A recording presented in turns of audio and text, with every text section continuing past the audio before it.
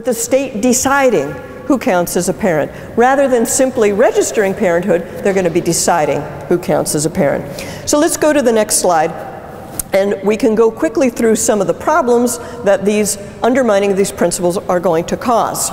And I think we've kind of already alluded to it, but let's develop it a little bit more. The first problem that I mentioned is going to have, the first principle that was undermined is going to have this consequence, that marriage will become the kind of thing that separates children from their parents. Rather than children having an entitlement, an ordinary entitlement to be in relationship with both of their biological parents, that entitlement will go away, and it will be marriage that becomes the vehicle for separating them from one of their parents.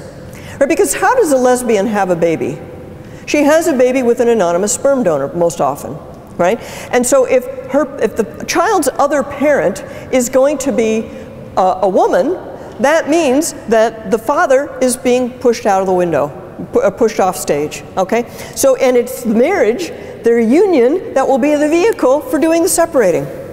So instead of marriage attaching children to their parents, marriage will be the thing that separates children from their parents. And this is not, I think, a wholesome development. Next slide, please. Now, this is one that I consider to be quite serious. Remember, we said that it's ordinarily understood today that mothers and fathers are not interchangeable. Now, if you have the law saying that, oh yes, as a matter of fact, mothers and fathers are interchangeable, I don't think that that's going to affect mothers and fathers in the same way, okay? I don't think that is going to have the same impact on fathers that it has on mothers. And in fact, I believe that the impact will be to further marginalize fathers from the family. That same-sex marriage will become the vehicle that finally pushes men out of the family for good. And I think there are people who have had that in their minds all along, okay? And this will be the vehicle. Now, there are a number of reasons why I think that. First of all, we've already mentioned the fact that the attachment of the child to the mother is pretty permanent and pretty obvious from the beginning, and it's the father's attachment that is more problematic. So if you're going to say they're equal, it's the weaker attachment that's going to end up being sacrificed. You can also see, you can kind of already see it in social practice. If you see two women raising children together, there are going to be some people who are going to look at that and say, well, you see there, it's just as I've always thought. Who needs a father? Who needs a man? But I think it's not very likely that people would look at two men raising children together and say, who needs mothers? I don't think anybody would draw the same conclusion. Then there is the impact of the law itself. In the UK, where they now have same-sex marriage, did you know that they have same-sex marriage in the UK? Did you guys know that? And also Canada?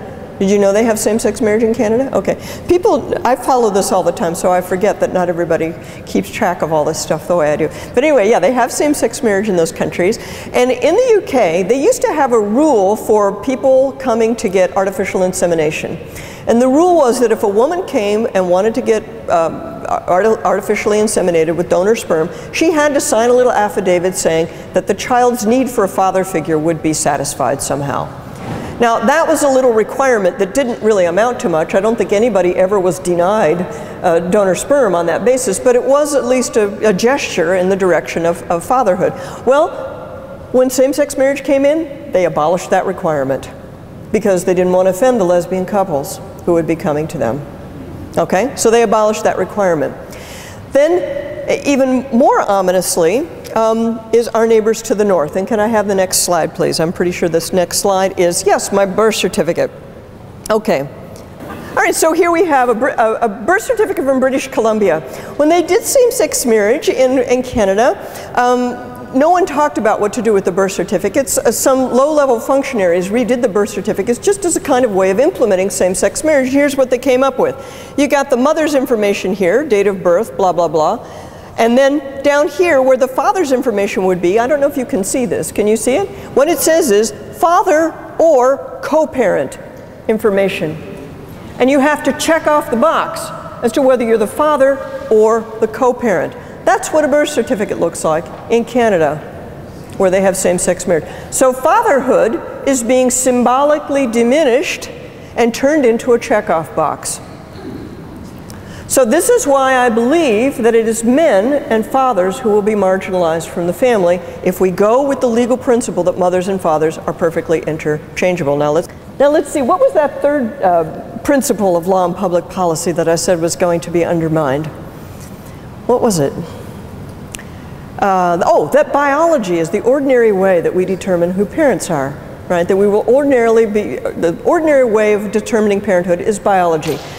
One of the negative consequences of undoing that principle will be that triple parenting will be unstoppable.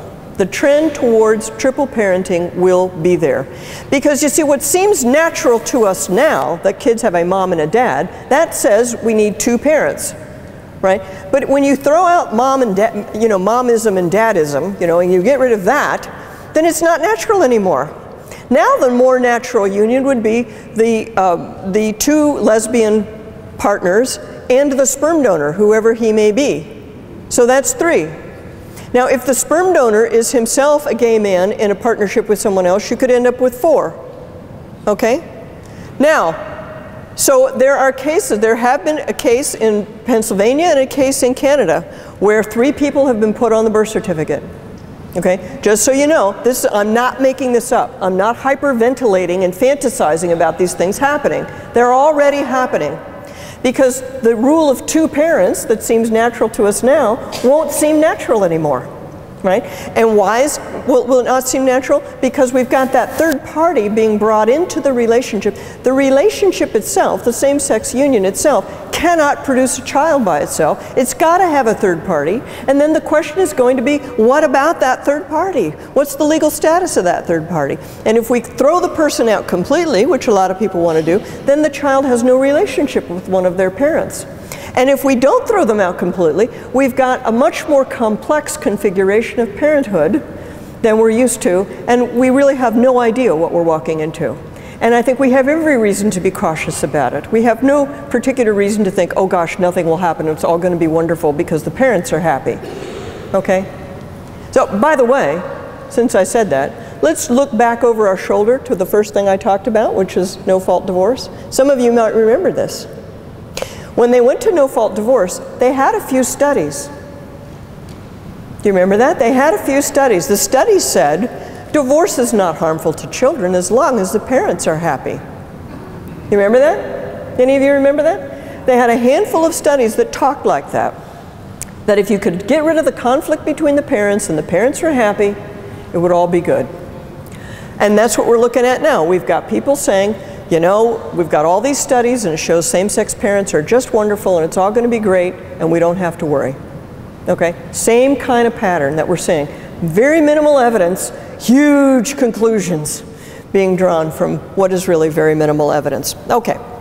Now finally, the final thing that I want to point out to you is that the scope of the state's power over society will be expanded greatly by the introduction of same-sex marriage. And the first thing that I want to talk about has to do with my fourth principle that we undermined, which is when the state takes it upon itself to decide who counts as a parent, right? The state is, in a sense, interfering with a natural order.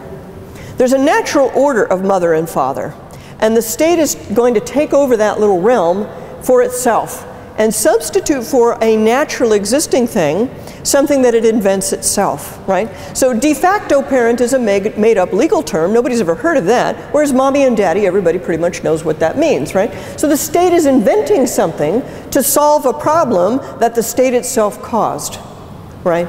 So that's the first and kind of most obvious thing that you can see about how the state's power will expand, because they're going to have to be investigating these little couples to decide whether this person counts as a de facto parent and so on and so forth. Much as the state is very intrusive in divorce cases now, right? Because they get to decide where kids are going to spend their Thanksgiving and their Christmas and how much money the father has to spend and whether the father gets to go to Little League games and all these kind of things. There's really none of the state's business, but they're involved in it now, thanks to the breakdown of marriage. But there's another reason why the power of the state will expand, and that is because same-sex marriage fundamentally is a creation of the state. Same-sex marriage is fundamentally an artificial creation of the state.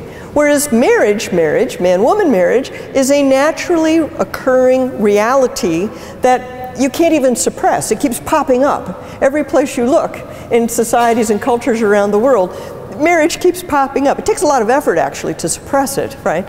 So, you know, even the French Revolution and the Russian Revolution, they tried to wipe this stuff out, and it keeps popping back up, you know. Natural marriage has a depth of its own and an integrity of its own that can sustain itself. Whereas same-sex marriage is a creation of the state and has to be sustained by the state. So the state has to come and intervene to make sure that you're teaching children that same-sex couples are the same as opposite-sex couples. Because, you know, some of them might get it into their mind that this fact of children is relevant, right? That some of them might figure that out and start. So you have to tamp that down. Where people start coming up with ideas that are counter to the official ideology, you have to start tamping that down. So the state gets involved in education. The state gets involved in civil society. You've probably heard of some of these cases. For example, a wedding photographer in New Mexico, where they don't even have same-sex marriage. A lesbian couple came in and said, we would like you to come and take photos of our commitment ceremony. And the photographer said, no, I'd really rather not do that. And they hauled her up in front of the Human Rights Commission, and she lost. She lost. Okay? Because why? She's not going along with the program. Right? The program which says this is the same, this kind of union is the same as the other kind of union. You may have heard of cases where the Knights of Columbus were asked to rent their hall to a same-sex couple for a wedding reception, and they said no. They were fined by the provincial government in Canada. And then finally, just to really show you how far it can go, as I mentioned, Canada has same-sex marriage and has had it for a while. The province of Quebec came out last year with a policy that they call the Quebec Policy Against Homophobia. And I put the little thing, the little URL there on the slide, so you can look this up for yourself and know that I didn't make this up. Their idea here is that the state, the province of Quebec should wipe out all evidence of homophobia and heterosexism, heteronormativity. Have you guys ever heard the word heteronormativity? Okay, well, you need to go back to school, you guys. Heteronormativity means the view that heterosexuality is normal. Newsflash, heterosexuality is normal in our species. Mammals, anybody? Right? Heterosexuality is normal in our species. So if the provincial government of Quebec decides that they're going to wipe out the view that heterosexuality is normal, what have they just done? They have given themselves a blank check to intervene in every aspect of human life. Because you can't wipe that out. You can't wipe that out. And so therefore, the state will have to expand in order to prop up this creation that they've come up with. That's what's going to happen. So in this little document here that I'm telling you about, they say that they're going to wipe out heteronormativity and homophobia in the workplace, in the school, on the sporting field, and in the family. They say that. I say that's none of the government's business to be dealing with what people are thinking on the sporting field. Okay? This is thought control, plain and simple.